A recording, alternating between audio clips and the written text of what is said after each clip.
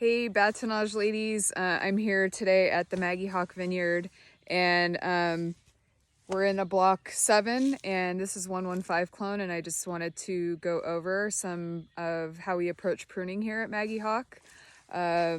Most of this vineyard has not been pruned yet. We're in the far northwest corner of Anderson Valley. It gets rather cold up here, and so we're gonna start pruning here in the next week.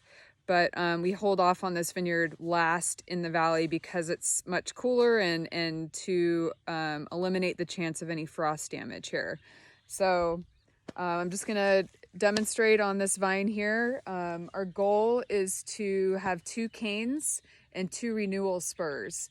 And so you can see here, these are the last year's canes that were laid down and the shoots that produced the fruit from last harvest.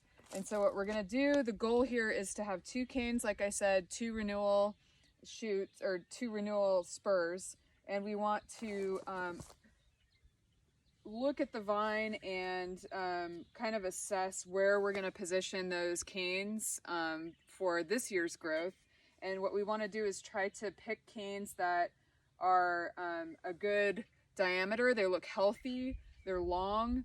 You don't wanna get little small, kind of weak looking canes, because this is going to support the growth for the coming harvest. We also want to pick canes that are closer to the center, not directly in the center, because we want to keep this area open, but we want to bring it back to the crown of the vine here. So we're not going to pick a cane over here or way out here. We're going to pick something that's closer to the center here. So I'm going to go ahead and cut last year's canes off, because those did their job and they're done for this time, and we're gonna pick some new positions. So just take those off on either side here. Remove those.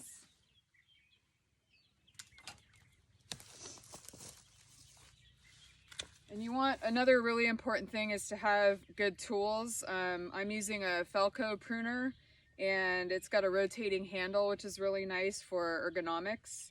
It's a Felco 12 is the number, and you want to keep your implement sharp too. Making really nice clean cuts is very important. So I'm just going to cut that back here. You can see, nice clean cut. So here we have some options, and the other thing to look at is you really don't want to pick any canes that are kind of coming from the basal nodes.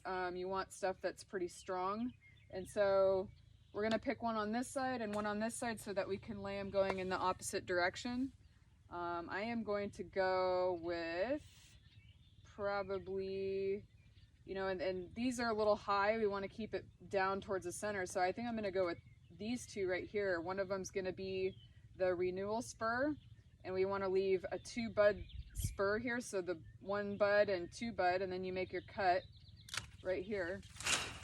And then this will be the cane that we lay down on this wire here. So the rest of this is going to go away. So I'm going to cut all that off, cut that off.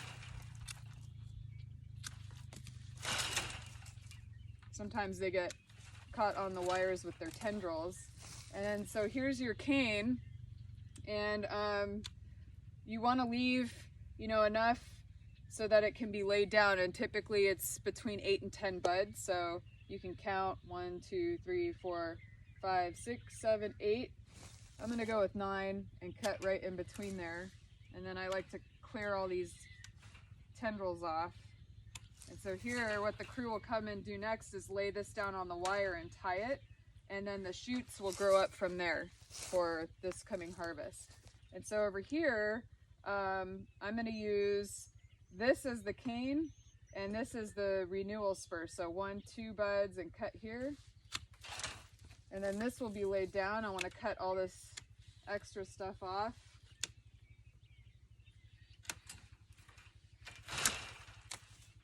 And here's my new cane for this year, and we're gonna take 8 to 9 buds. 1, 2, 3, 4, 5, 6, 7, 8, 9. We'll cut there, clean this up a bit. And then the crew will come in and lay this down. And there you go.